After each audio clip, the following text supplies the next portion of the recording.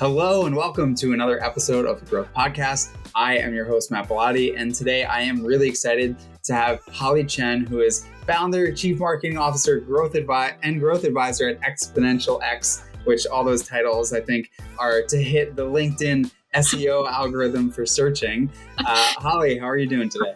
Great. That's growth advisory hacking. Here we go. Yeah, absolutely love it. So today we're going to talk about, we've talked before about product-led growth on the podcast. We've had some guests that have talked about how to implement product-led growth motion or how to start with a product-led growth type culture. But today we're going to take a bit of an inverse approach to it, which is if you already have a product-led growth motion, how do you introduce or scale up to a sales motion? And how does that look? Like, what are the challenges? How do you approach the goal setting and metrics and tracking and team setup and all that fun stuff? So we've got Holly here. Holly has a ton of experience in the world of growth. Holly, why don't you give a quick intro on yourself and then we'll go ahead and dive in. Yeah, I'm really excited to be here. Thanks, Matt. I worked on growth at Google on their e-commerce business and Slack and grew it from 100 million to 700 million ARR and eventually going public. So have seen the company scale. And since 2019, 2020, I've been advising companies like Miro, Loom, ServiceNow, Sanity, Teamflow. So have seen both companies who have a sales-led motion going down to wanted to create a product-led growth motion, as well as product-led growth companies wanted to go up market to add their sales assisted and sales-led motion. So really excited to talk through both of them and compare them and some learnings in the process. Awesome. That sounds great. So why don't we start from the top? If someone is operating at a company that is mostly product-led, how do they know and how can they think about when the right time is to consider introducing and running a sales-assisted or a sales-led type motion? Yeah, this is a $1 million question. I think there's a lot of talk about PLG, and a lot of people equate PLG as self-serve. But in reality, PLG just means the product itself is the main driver of growth.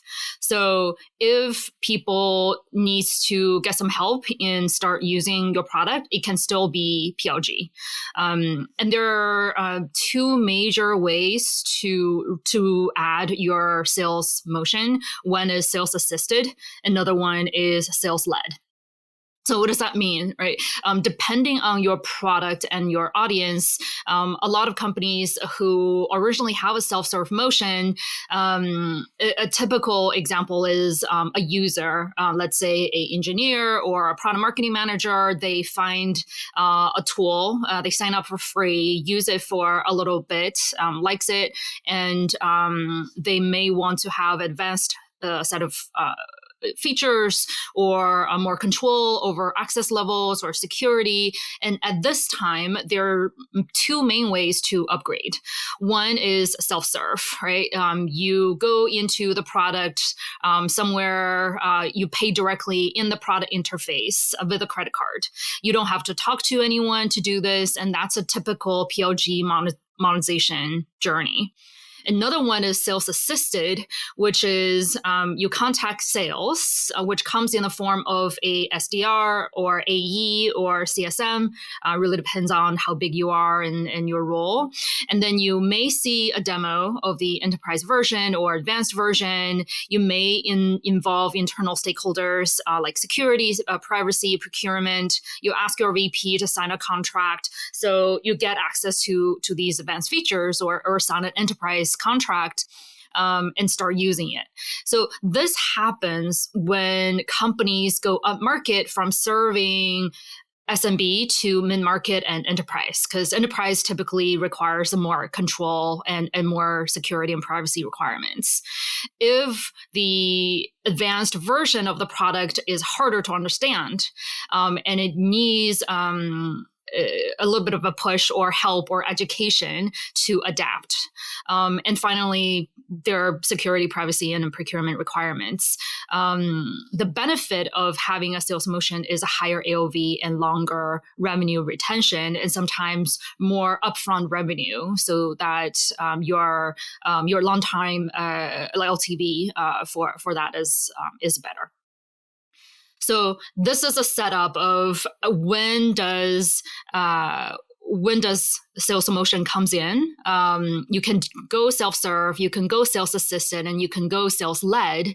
Sales-led is basically means sales team plays a bigger role in scheduling demos, negotiating contracts, and often seen in the enterprise sales context because it requires longer conversion time frame, and it's a bigger dollar amount. And this is how software have been sold traditionally for many years before a PLG was a thing.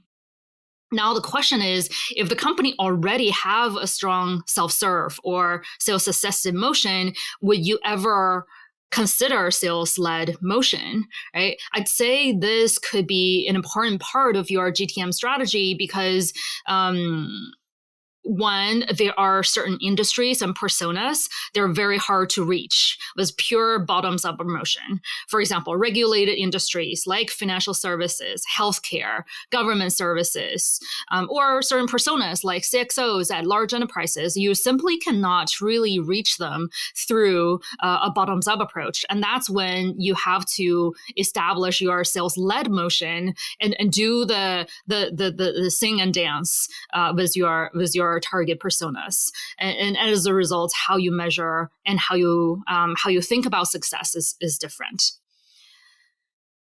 So that's a long-winded answer on when and how do you think about a sales motion, and I can go deeper into operationally how do you identify those signals too. Yeah, amazing. Thank you for the full overview there. You can tell that two things: one, Holly knows what she's talking about, and two, she prepped ahead of the podcast and had really clear answers for stuff. I love it. And one of the very first things that you said that you pointed out was that you can still, like, product led is about how people find value and all that, but you could still have a growth motion and all that with sales. Like, sales assistant doesn't mean that you can't be a product led type company. I feel like there's like a little bit of a stigma that as soon as you start hiring people, you can't be product led anymore, and you kind of like lose this aura of greatness, right? That people put around PLG type companies. Okay, so talking through, you talked through like when and how it would make sense to introduce a motion. How do you think about like timing? So too early or too late, and nailing the timing, and then how do you start? Like, do you set a goal to say, all right, we feel like the time is now, let's set a goal for a year and see where we get? Like, how do you approach that kind of starting point? Yeah, the timing, really, you want to see, it really depends on your product and audience. And it's not necessarily, once you reach a certain ARR, or necessarily like let's plan 12 months ahead. I would say for fast growing companies, you want to identify signals. And the signals comes in mainly three ways. One is your demographic, two is your activity, and three is your CSMs. Firmographic, look into your existing users and see what kind of companies they're coming from, what's the size of the company they're coming from, what's the personas or titles or seniorities of your users. And if you start to see more and more of larger companies or more senior roles using your product, then that's a positive signal. And two is activity. So if you observe a surge of visits to your pricing page, or if you see a particular company all of a sudden adding new users, And especially interesting, what I've seen is if there are different users from different geos, especially for bigger companies, and they're more distributed. And if you have different geos, that means, okay, like a positive signal that a bigger deal may be in the works and that they're more interesting to identify. Of course, like you want to work with your analytics team, maybe you use a tool like in game to identify those signals. So activity. And third one is CSMs. For PLG companies, as everyone knows, like CSMs is super important in making sure your customers have good experience. And a lot of times these more qualitative signals really comes from the conversations with your customer service representatives and managers. So stay close to your CSMs and success team can give you some interesting signals to identify when is a good time. Yeah, that part of CSMs is so important. The CSM team at Drift is generally like the first group of people that I turn to when I need to either invalidate or get some starting validation for an idea, a product release, an experiment, whatever it might be. They are a wealth of knowledge because they're so close, like you were saying. So, okay, so let's say we see some signals. How can I, if I'm starting a sales led or a sales assistant motion, how can I think about goaling and like team mission and team structure? Like who do I hire? When do I hire? What's my metric? Like, how do I think about that?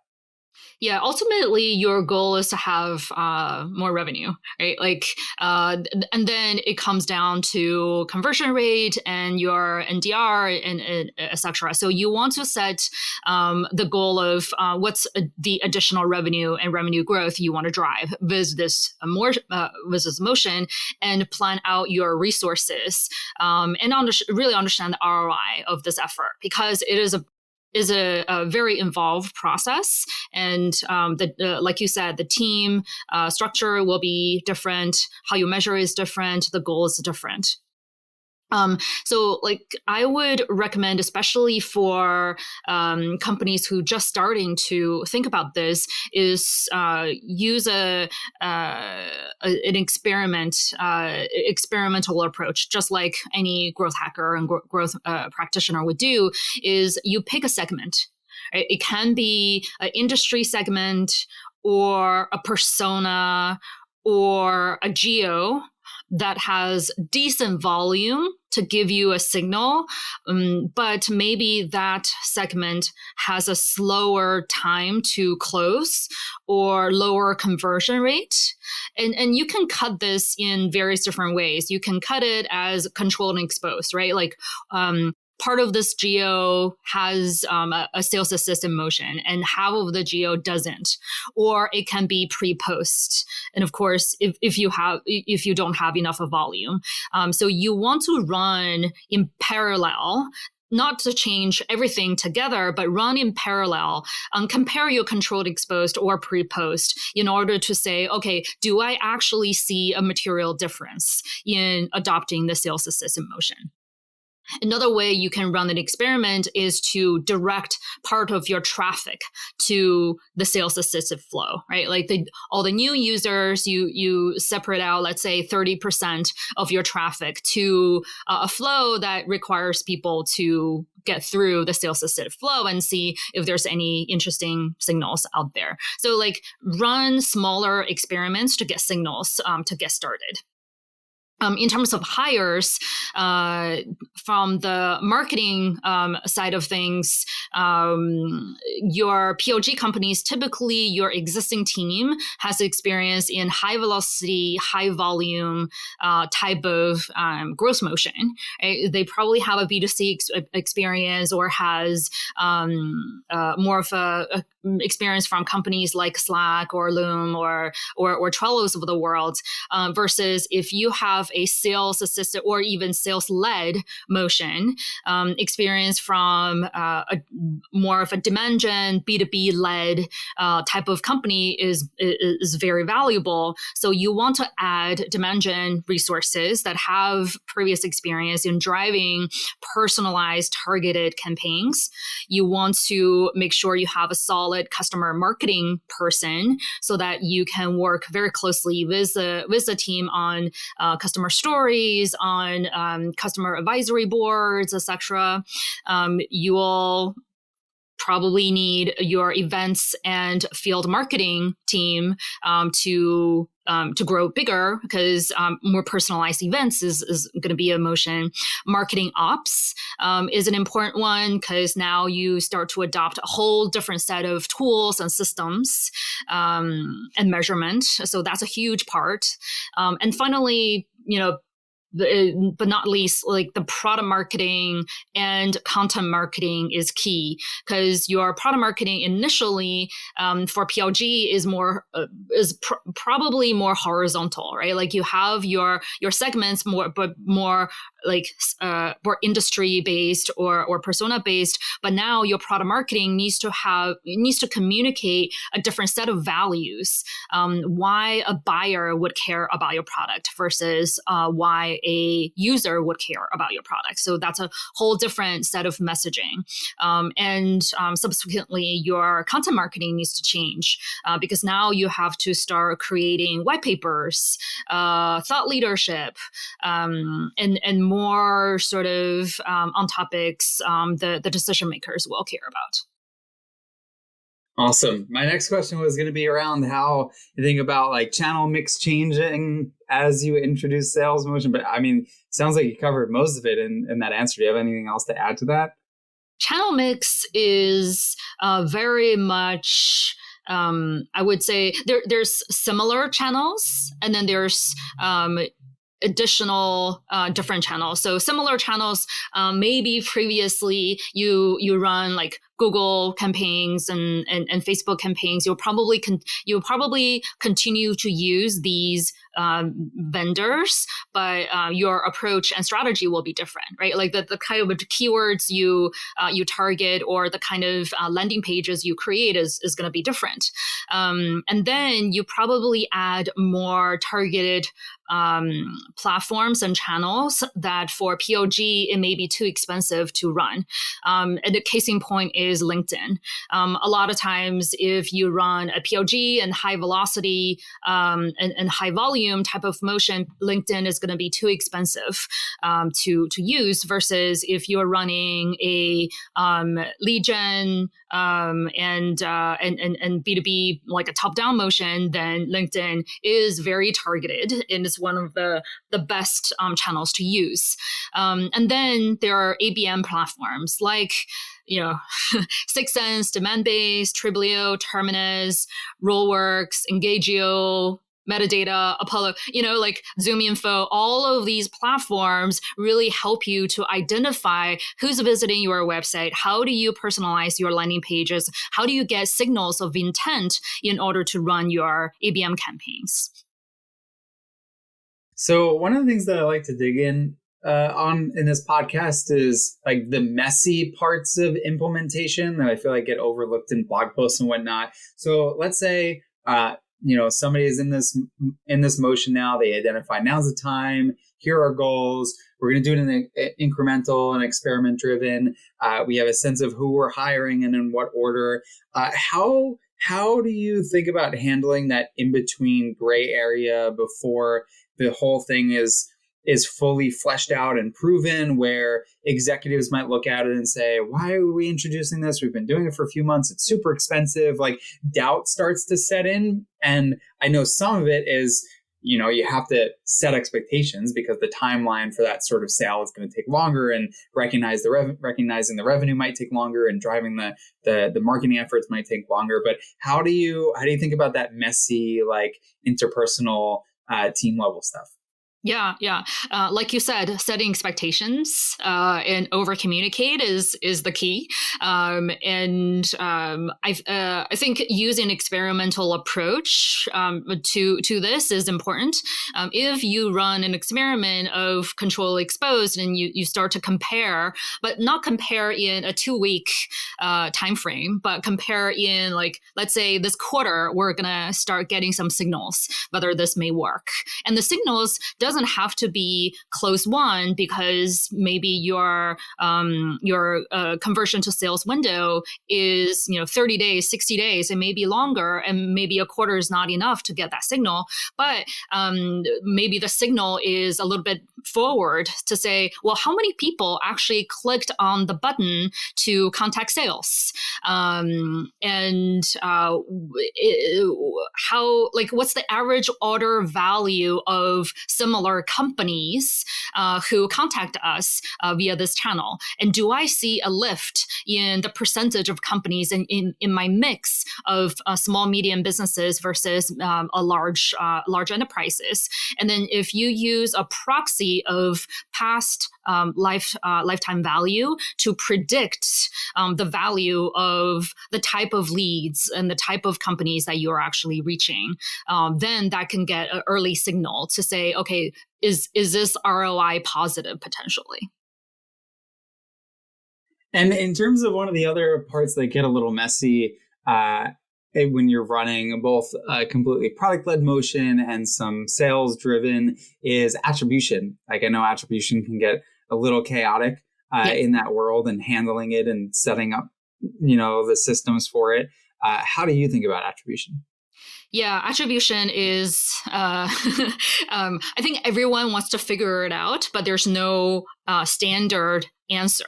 And it's a mix of art and science. I always approach this as one, you want to benchmark, pre-post, and control expose, right? Like this is essentially a incrementality study if you run these experiments. So okay, like how much of a lift, the actual incremental lift that I can attribute to this new motion. And two is, at the back end, one of the key challenges I see people run into is how much do I attribute to the self-serve funnel if I add the sales assisted motion, right? Like, especially if there are two teams running these two motions, it's like, how much do I give to the self-serve team? How much do I give the sales assisted team? And everyone is running the ROI analysis. So one way to do this is not to say this is a standard, is to say pre-sales assisted motion, what's the growth trajectory of pure self-serve? And then you may have a curve, right? If the revenue goes in a different trajectory, then you attribute the incremental portion of that additional revenue to the sales assisted team. So that could be like a nice compromise to say, okay, like pre and post, and what's the incremental. And for certain industries and personas, it's more about access. It's more about the ability to be able to reach. So it's beyond incremental revenue. Then it's like, I couldn't have reached the CIO of JP Morgan Chase if I didn't run these sales-led motion. Then you can measure that as a standalone program to say what's the additional. Then you run almost your equivalent of a P&L for the sales-led motion. Yep. Makes sense, right? There's no perfect answer, but you could find ways to cut it up. And it would seem to me like one of the most important pieces of setting attribution around it is just getting alignment, but like forcing everybody to agree, this is how we're going to measure it. Because I've seen it happen where, all right, let's move forward with this. And then like one team moves forward with an attribution model. And then this other team is like, hold on, I didn't agree to that. And then all of a sudden it becomes this like chaotic battle. Yeah. Sometimes you just say, like, let's put a stick in the ground. We have no perfect answer. No one has perfect answer. Let's just say, let's start with this. And then in 6 months, as we have more data, and then let's adjust, right? Like, because your mix of customers change, your go-to-market motion change, and you get more signals on the value of this motion. Makes sense. And when you zoom out and look at, whether it's companies that you've actively advised through this process or companies that might be doing it on their own, we talked about this a little bit of You might have to invest in new types of operations people, or obviously, if you're introducing sales led or sales assisted, you're going to need sales managers and all that. When you look at the full picture of introducing a sales led or sales assisted type motion, what if we haven't touched on them, what other types of investments does a company need to think about, like that are either directly related or might be a little bit more indirect? Yeah, for sure. So we covered the marketing side of things, and what I didn't mention is brand marketing. Right? If before I'm mainly targeting end users, and if I can get efficient performance marketing campaign out in order to acquire like high volume of users, I'm good for a while. But if you want to go up market, then the trust is very important. The brand is very important. You may want to start thinking about investing in how do I craft a brand story and brand campaign that really speaks to the needs and wants of the enterprise decision makers, which has a totally different type of mindset and what they care about. So that related to the brand piece, your brand marketing people, your design, and your media is going to be a big requirement. And then operations, right? Like you said, there's a whole different set of tools and data. So you may need to invest more in data engineering, sales operations, and marketing operations to make sure your data is fed correctly into different systems. Because now you have your like large volume of end user data. And then you have your very highly targeted, this set of decision maker committee data, and you have different sets of tools that meet these demands. Sometimes the high volume tools are are not enough in terms of feature set to track things. Or if you have, only use, let's say, HubSpot of the world, you may not, it may be too expensive to host all kinds of, millions of records of user data. So you want to make sure these two systems talk to each other and being able to connect the dots between them. So the data side of requirements is going to be big.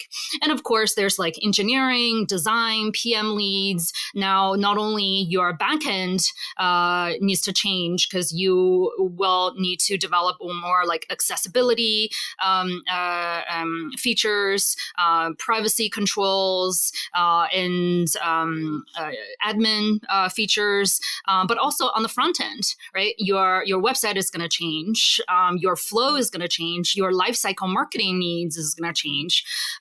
So the subsequent support of email systems and notification systems is going to change.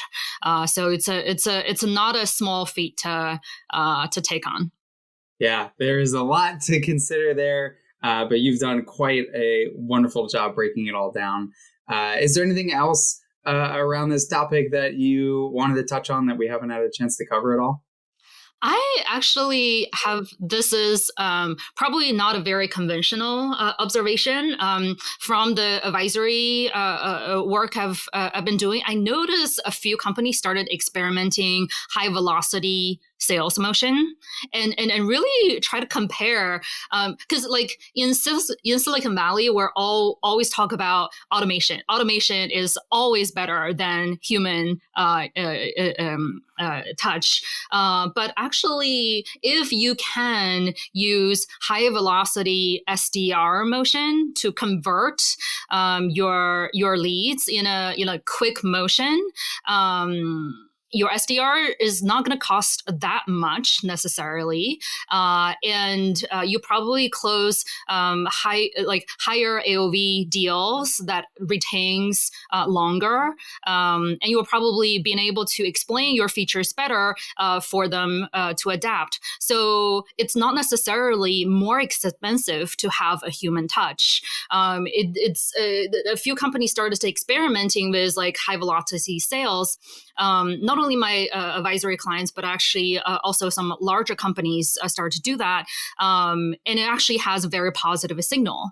I talk to a lot of, let's say, like Chinese companies, right? Like, because human cost is a lot lower there, and a lot of companies use high velocity human touch to run it. So I think my approach is always not necessarily say one is always better than another, but use a more experimental approach to run experiments and really see if this motion is better for my business or not. Awesome. All right. Well, Holly, thank you so much for joining and talking through all this stuff. I learned a ton, and your answers were clear and concise and dense. Like, there's a lot in there. And I know our listeners for sure had a lot of takeaways. So really appreciate it. I really enjoyed it. Thanks, Matt. Absolutely. And for those of you listening, there are many, many other episodes, I think almost 80 others with amazing guests that you can go check out. If you like this one, hit the subscribe button. If you got feedback, ideas, whatever it might be, my email is matt@drift.com. If you could leave a review, that would be amazing as well. Thank you so much for spending your time listening to this podcast. I know there are hundreds of or thousands of things you could be working on, listening to, reading, whatever it might be, and you're spending it here listening to the podcast, and I super appreciate it. So thank you very much, and I will catch you on the next episode. Bye.